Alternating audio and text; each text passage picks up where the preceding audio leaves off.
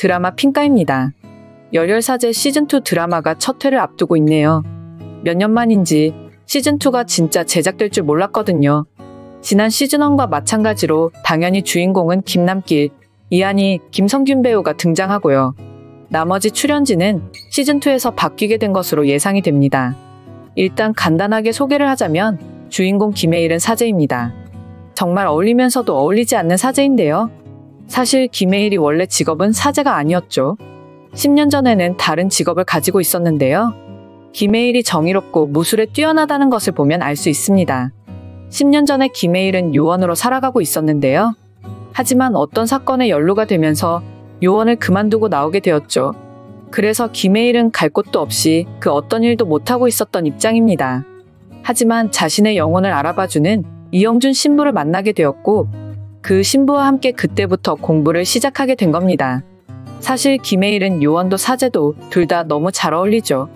이미 시즌1을 다 봤기에 하는 말이지만 사제인 김혜일이 사건을 수사하는 게 이 드라마의 핵심이라고 볼 수 있겠네요. 사제로 살아가면서 김혜일은 자신의 과거에 대한 반성도 하고 후회도 하며 시간을 보냈는데요. 김혜일이라는 캐릭터가 과거 특정한 잘못을 한 건 아닙니다. 하지만 요원이었던 직업 때문에 본의 아니게 선택해야만 했던 일들이 있었는데요.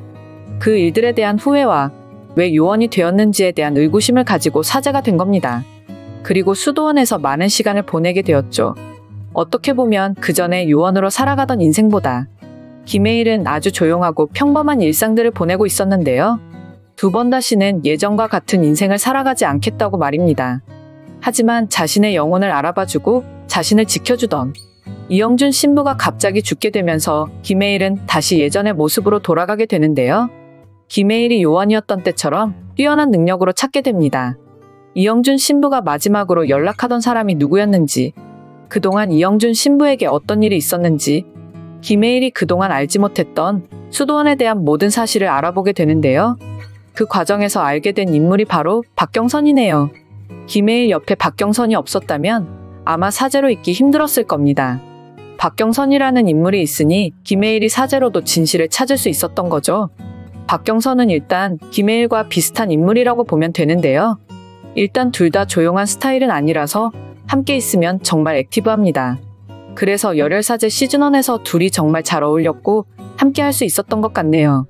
박경선은 열혈사제인 김혜일과 달리 열혈검사로 등장하는데요. 일단 박경선이라는 캐릭터가 잘생긴 사람을 좋아합니다.